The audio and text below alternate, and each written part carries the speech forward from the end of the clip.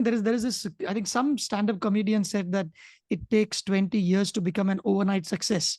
And in case of artificial intelligence, it took some centuries. You write about one Russian mathematician back in the 20th century, Andrei Markov, and whose probability analysis of some letter sequences, it was the building block of generative AI. And I quote from your book, it was an idea before its time. It gathered dust in the archives until computers became powerful enough to appreciate it. Can you just shed a little more light on what it was, and how is it that the generative AI models that have, suddenly come to fore now are using some of that? Yeah, sure. So Andrei Markov was early 20th century, Soviet, first Russian and then Soviet mathematician. And he was interested in this kind of statistical prediction. He wrote this paper that was, it's now a famous paper, but at the time it didn't really make much waves, where he analyzed a poem called Eugen Onegin. And this is like one of the major works of Russian poetry by Pushkin, by Alexander Pushkin, the Russian language poet. So, and instead of analyzing it like for meaning, what he did is he analyzed the probability of any letter to follow any other letter, right? So basically, and he did this by hand. So basically, like, let's play this game. Like if you have, in English, if you have the letter T, right? You can think like, okay, what's the probability of the letter H to follow? Okay, TH. TH makes the. So the is very common. So if we actually had, if we calculated how often the occurs, we can say there's, we can assign it a probability. But then if I ask you, what is the probability of Z after T? So TZ never makes any word. So we say the probability is 0, right? Yeah. So the idea is this: it's given some state, you are trying to predict the next plausible state. So here the algorithm doesn't really know anything. It doesn't. There's no like smarts. It's just brute force. So Markov did this by hand, and his probability for any letter following any other letter was based not on language as a whole, but specifically only on this poem, which is it's a long poem. But he by hand went through. I mean, you can imagine it probably took months. And in this way, you can imagine like, I want to eat a blank, and like sandwich is very likely, or it's kind of likely. Airplane is unlikely. I want to eat an airplane. Like that's a sentence that rarely occurs in the in the printed.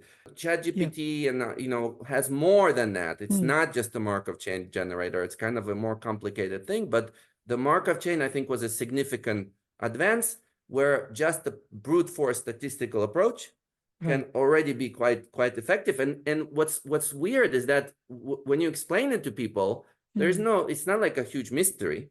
But when you play with a good Markov chain generator, it seems magical. Like even when you know how it works, you still are surprised by it, because you're like, how does the computer know? And like, how it knows, how the game works, but it's very difficult to wrap our mind around the fact that there is probabilities for billions of combinations, billions of words. Right. And that's where the might of computers come in. But what does that mean for us as individuals? Now, for example, hypothetically, there might be a machine out there, which, let's say we feed it your book. And if I am a podcaster, I tell the bot, please give me 5 intelligent questions, 2 anecdotes, and 1 funny, sounding, which will make me sound intelligent. That kind of a question. Create it, which the whole interview can then be powered by GPT, where I'm only impersonating a machine. Now, what does that mean for us? There are 2 ways. A, it is making us lazy, or it has some sinister consequences, or it's evolution and we need to just get around it. Okay. I see what you mean. So, okay, I have two thoughts here. So number one, the lazy part is that one I disagree with a little bit, because it's not like we were never not lazy. So point being is that from the beginning of, in the history of writing, for example, in the history of composition, you are not supposed to invent every sentence and invent. Language already is a shared social kind of communication medium. When you say lazy, it means like before we weren't lazy, there's some natural, untouched, pristine intellect. And now it's being sort of like dirtied by this technology. But that's not how it is. Writing is already a technology. Language is already a technology. From Aristotle's Poetics, you have style guides, style books, dictionaries. A good writer, you're supposed to look at a thesaurus. You're supposed to look at a dictionary. The fact that somebody else can spell better than me, it doesn't make me stupider. The way I can write better is to have a dictionary.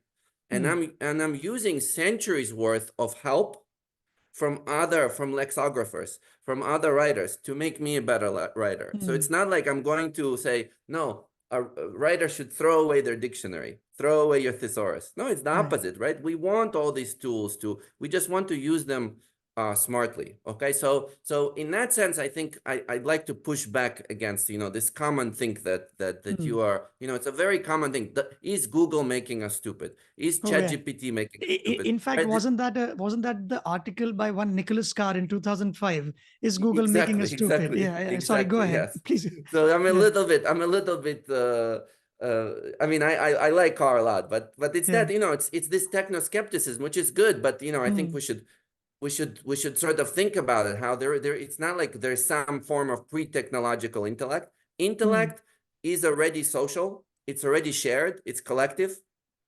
And everything I know, I know very little things about the world. How far is the moon from Earth? I don't know. I will look it up, and I rely on you. I rely on other smart people. I rely on other scientists. I rely on my friends and my scholars and like historical figures to help me. So intellect already is not my intellect. So to think like, oh, it's my thing, it's my precious gift, that's the wrong. The way is to open it up and say, I'm smarter because of other people. What impact will this technology have, right? Is there something about this moment that is, new, or something we should worry about, or it's something that diminishes our capacity? And I do think, so this is like, okay, so listeners, get ready. This is like, we got to get a bit more advanced here. So if you think about it, now we're starting to write with these tools that are augmenting our sentences. They're finishing our sentences, finishing our paragraphs, which is good. It's going to make most people better writers. You're going to see better emails. Okay. Yes. That's great. Yes. I'm happy because a lot of, so, okay. Yes. So that's great. But what's happening also, so imagine this, is that the computer is constantly, it ingested everything that was produced, right? Everything that was written, that's sort of the mathematical background from which we draw these ideas and this new sentence completion. Well, already kind of, it's a weird notion of intelligence, because note that on any given topic, you're kind of getting the statistically likely average answer. Okay, you're getting the statistically likely average continuation of the sentence. That's great when you're writing an email to your doctor or to your boss. Colleague. Yeah. It's okay to be average. You're like, okay, bye, thank you. Right. Yes, I'm available for the meeting tomorrow. But maybe when you're writing to your mom or to your brother or to your sister, maybe you don't want the average answer. Maybe often we want the average intelligence and really this idea of a general intelligence. General intelligence is not the smartest intelligence. General intelligence is like the average. It's the statistical average. So the statistical average is good. It rises, how they say rising tide lifts all boats. Yeah. The average capacity of what we can all do rises, but it's still average. So often we want exceptional intelligence. Often we need to go beyond. We need to be strange. We need to be weird. We need to be amazing. We need to be exceptional. I think that as the average is getting higher, the average is getting better, and there's more of that average, more and more of that text and of art and of creativity is being produced by machines.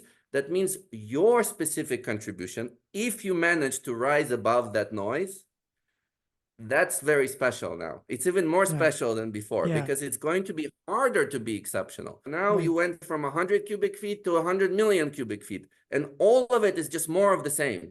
Mm. Now Abhishek comes and writes this genius new poem, genius new novel, Mm. but now it's diluted in this huge volume.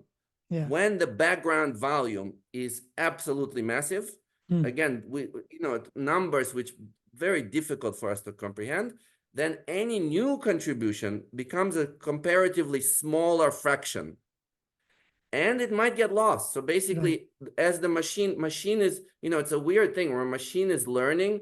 Initially, the initial kind of pass happened. Mm. Machine learned on human outputs, but the Yeah. machine today learns Right. primarily on machine outputs. Mm. So it begins to, drink its own milkshake. It begins to Right. just ingest more and more of the same. And Right. now any new human contribution, we're slow. We're Mm. slow. We are, you write like one book every couple of years, every 10 years, it's so that I Right. think the mass, again, confronting the mass and the weight of this volume, I think that is going to be a challenge. Remember that movie Terminator? Like Mm. the Terminator comes up and it like runs after you and tries to kill Yeah. you. It's not that kind of challenge. It's more like Right. slow suffocation. So, in other words, it will end up making such technologies will bring the below average folks to serviceable and average, which is good for majority of the people. But those who want to stand out will have to pull up their socks and do a little bit more and not use tired metaphors like pull up their socks, like I just did. So, so No, that's I like the pull-up socks.